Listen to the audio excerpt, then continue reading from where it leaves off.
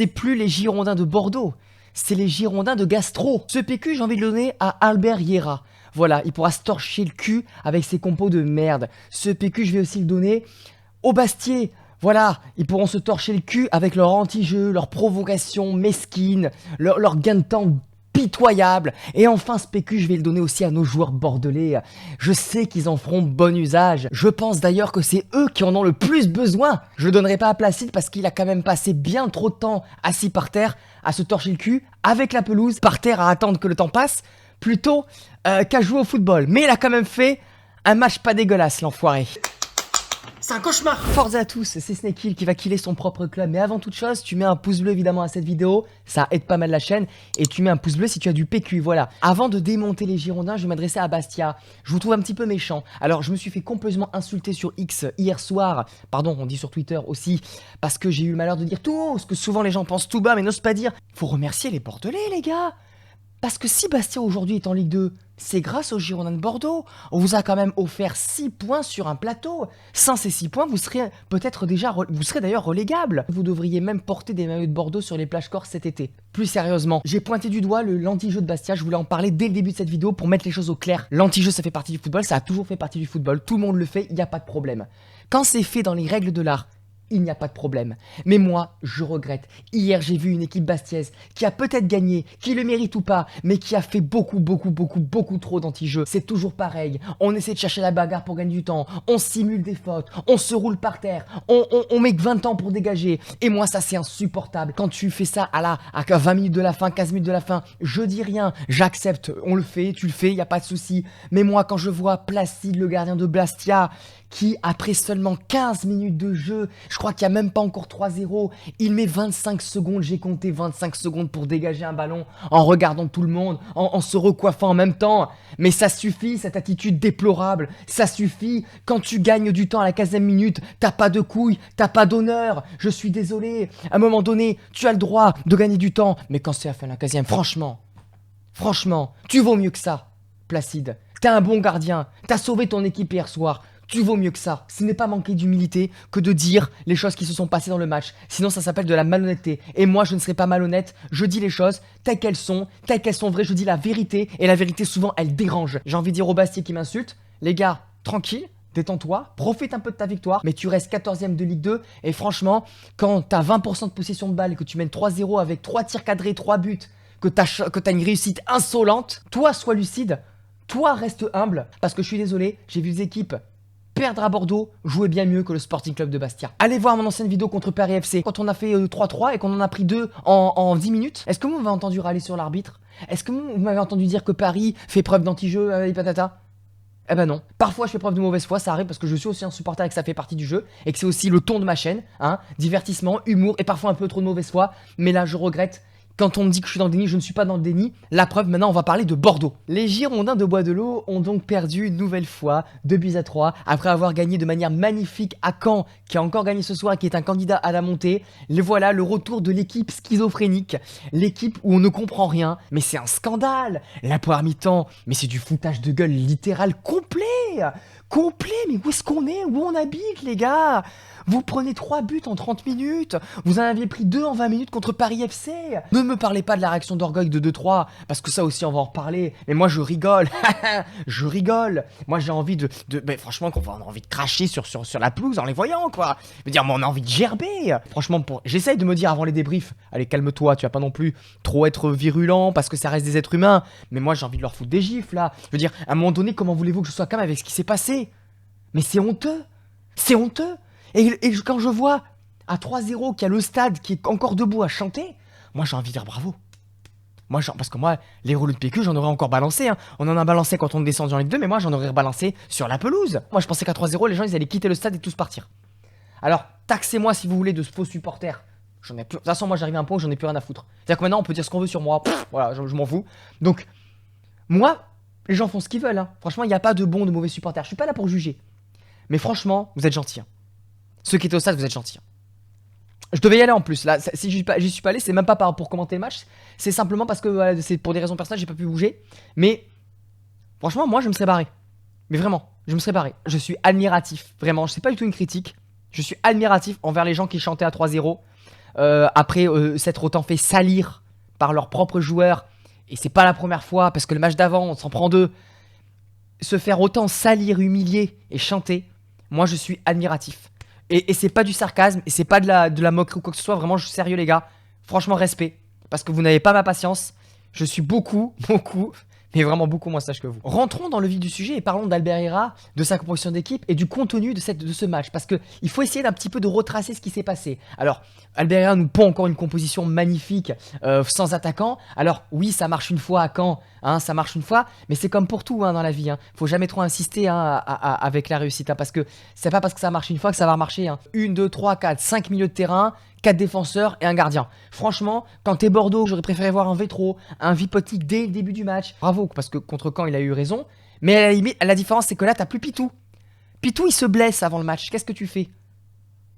Fais jouer Vétro. Pourquoi tu vas remettre un Westbeck dans un 4-3 offensif devant en position d'attaquant gauche? C'est grave, si. C'est-à-dire que tu te tues toi-même, en fait.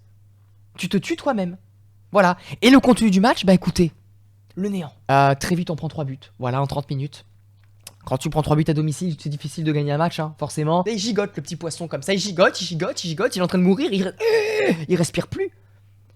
Mais il arrive, avec ses petits gigotements, à donner de l'espoir. Davidashvili égalise. Le meilleur Bordelais hier soir, comme par hasard, ben, il égalise. Le seul vrai attaquant qui marque, il égalise, ça alors.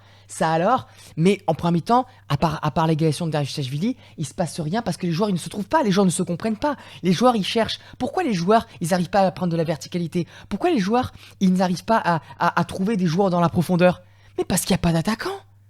Quand tu joues sans attaquant à part Davidashvili, eh ben à part lui passer la balle, tu peux pas faire grand chose. C'est pour ça que moi j'ai vu une équipe bordelaise qui n'arrêtait pas de se chercher à droite, à gauche. Alors oui, Bordeaux avec 80% de possession de balle, mais une possession de balle stérile. C'est la possession de balle d'une équipe qui n'arrive pas à jouer au football, qui n'arrive pas à trouver des solutions, à trouver des solutions dans l'entrejeu, parce que, comme je le dis, il n'y avait pas d'attaquant. Qu'est-ce que tu fais à la mi-temps? Tu fais ton daron, tu sors Barbet, ouh là là, attention, il sort Danilo Ntenko, alors ça j'ai pas compris parce que t'avais Sissoko, je sais même pas le pauvre, parce qu'il est vraiment un enfant perdu sur le terrain, tu le sors pas, préfères sortir Danilo, alors parce qu'il y avait peut-être un carton que t'avais peur qu'il fasse expulser, j'en sais rien. Tu fais un changement offensif, tu as raison, tu fais rentrer enfin Vipotnik, enfin, beau cadeau, hein, de le faire rentrer à 3-1, très beau cadeau. Tout de suite, Livolan, qui n'avait absolument, mais il était pas là, je savais même pas qui jouait, hop il marque, magnifique but, reprise de volée dans la surface, comme elle vient. Alors là, magnifique, hein, magnifique, y a rien à dire. Mais ensuite, Livolan, il a fait quoi? Comme l'équipe, il a rien fait. On n'a pas eu une seule occasion, à part peut-être un coup franc, je crois, ou une frappe. On n'a rien foutu de la deuxième mi-temps. Il y a 3-2. Tu as 40 minutes, même 45 minutes en comptant le temps additionnel pour revenir à 3-3, pour mettre juste un but. Tu n'y arrives même pas.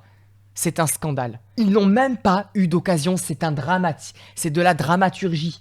C'est de la dramaturgie. C'est pas le radeau de la méduse, c'est le radeau de la buse. Des buses, ce sont des buses. Vous n'agissez jamais, vous réagissez mais vous n'agissez jamais. Ce 3-2, c'est juste pour vous dire, vous voyez quand on veut, on peut. Mais oui, connard. Pourquoi t'agis pas alors dans ces cas-là? Pourquoi t'attends de perdre 3-0 pour te réveiller? Il y a deux joueurs que je sauve dans ce match. Zureko Davidashvili, qui pour moi il a été le meilleur Bordelais hier soir. Et j'ai presque envie de donner, on va dire, une mention honorable à Ecomier, même si il est nul, que techniquement c'est bidon et que le pauvre il me fait de la peine des fois. Quand il tente, tu vois, des petits gris-gris, mais n'empêche qu'il a de la volonté. Moi, j'ai vu la volonté des commiers de la première à la dernière seconde de tenter des trucs, d'essayer. Vous savez, moi je dis toujours, t'as le droit d'être nul, mais donne tout. Mais alors le reste, mon Dieu, c'est de la bouillabaisse. C'est ça. On va commencer par qui? Alors, Sissoko. Sissoplo, tiens. Alors Sissoplo, à part faire des passes sur les côtés en arrière, toi qui pourtant normalement un gros volume de jeu, là t'avais pas du volume. Non, là t'avais pas du volume. Là t'avais à la rigueur une enclume, mais pas du volume. Non, il y a un ballon que tu perds, où on se prend un contre derrière, il a failli y avoir 4-2, parce que t'es pas capable de donner ton ballon à gauche à Davidashvili, ou à droite à Vipotnik, j'en sais rien. Non, tu t'enfonces comme ça, alors, tout droit, voilà, tout droit. Là, t'as posé ton cerveau en fait avant de jouer. Alors, Sissoko, c'est bien de jouer au foot, mais c'est bien de jouer au foot avec un cerveau. Voilà, j'en dirai pas plus parce qu'il joue pas beaucoup, mais de toute façon, vu comme il a joué là, à mon avis, on le reverra pas avant un bon moment. Pardon, excuse-moi, il faut que je parle de Vibro qui te nique. Vipotnik. Vibrotnik. Alors, à un moment donné, dans la vie, il ne faut pas être un cactus. Dans la vie, il faut être un homme avec 2 bras, 2 jambes, tu vois, Faut se dandiner comme ça un petit peu. Puis il faut se servir ses bras et ses jambes pour marquer des buts. Et pas pour empêcher ton équipe de marquer. Parce qu'à un moment donné, t'as empêché Michelin de marquer. Parce que t'es une espèce de cactus enfoncé dans ton sol qui cherche désespérément l'eau dans son désert. Et c'est insupportable. Là, par rapport à ce que tu faisais les 2-3 premiers mois, j'ai l'impression que t'as pas progressé, que t'as régressé. Et ça m'inquiète. Alors oui, l'entraîneur te met pas en confiance. Parce que je trouve que la gestion Vipotnik, il faudra en parler. Mais c'est pas ce qu'il faut. C'est soit tu prends un buteur pour le faire jouer, soit tu le fais pas jouer. Et tu lui dis dès le début qu'il est remplaçant. Et moi, je pense que Vipotnik, il est venu en pensant qu'il aurait une place de numéro 9 titulaire. Et je pense que psychologiquement, déjà qu'il change de pays, de culture, etc. C'est pas évident. Ça excuse pas tout, mais c'est pas évident. Libranlant. Pardon. Livolant. Jérémy Livolant, il a marqué un but, mais alors, c'est un placard auquel il manque un pied. Tu vois, il est un peu bancal, quoi. Tu sais pas où trouver le foot, c'est une armoire, elle est vieille. Tu sais pas où le mettre, donc tu le mets attaquant des fois, tu le mets arrière droit, tu le mets milieu. Puis en fait, tu te rends compte que de toute façon, peu importe où il est, peu importe ce que les consignes qu'il a, c'est le problème depuis le début de saison avec Livolant. Hormis une petite bonne période, on va dire, cet hiver, c'est très moyen. Il a marqué son but, mais alors après, ça a été le vide intersidéral. Moi, je pense que Livolant, les épaules ne sont pas assez larges pour s'imposer aux Girondins. Il aurait mieux fait de rester à Guingamp, et peut-être qu'avec lui, Guingamp, d'ailleurs, peut-être qu'il aurait fait une bonne saison et que Guingamp serait dans les 5 premiers dès maintenant. Vous entendez beaucoup de choses autour du club. D'ailleurs, je sortirai des vidéos et vous êtes plus de 40% ou 60%, je crois, à regarder mes vidéos sans être abonné. C'est gratuit, donc lâche un petit abonnement évidemment et active les notifications pour ne rien rater des vidéos qui sortiront, ou de la vidéo surtout que vous attendez tous qui sortira la semaine prochaine sur les supporters bordelais, parce que ça aussi, il faut en parler. Heureusement, ce soir, ça s'est bien passé, ça c'est plutôt une bonne nouvelle. Mais voilà, beaucoup de choses vont mal dans le club et... Prenez vos rouleaux de PQ pour la semaine prochaine parce qu'on va où? On va à Saint-Etienne. Je pense que là, il faut qu'on laisse nos amis stéphanois en Ligue 1. Donc tant pis les gars, moi j'appelle les joueurs bordelais à faire exprès de perdre. Donc moi je me dis que de toute façon, quitte à prendre 8-1, autant faire gagner Saint-Etienne. Parce que là vraiment, les gars, vous pouvez le notifier, on va perdre 5-0. Là par contre c'est officiel, Bordeaux ne sera pas en Ligue 1 la saison prochaine. De toute façon on le savait plus ou moins. Mais bon, quand t'es supporter, t'as toujours un petit espoir. Parce que sinon, comme on dit, c'est l'espoir qui fait vivre. Mais là, non, là c'est terminé. Bordeaux va devoir du coup se maintenir. Opération maintien. 6 matchs restants. 18 points à prendre. Faut sauver le club, surtout qu'on ne sait pas encore où on sera la saison prochaine avec ce qui peut arriver. Même si moi je suis plutôt confiant, je pense qu'on repartira en Ligue 2, mais on aura le temps d'en reparler les gars. Ne lâchez pas le club. Vous pouvez lâcher l'équipe si vous voulez, mais le club ne le lâchez pas. Il a besoin de nous plus que jamais dans ces moments difficiles. On est où? On est là, manger des chocolatines et aller Bordeaux. Et je suis content parce que j'ai rien cassé aujourd'hui. Je deviens sage.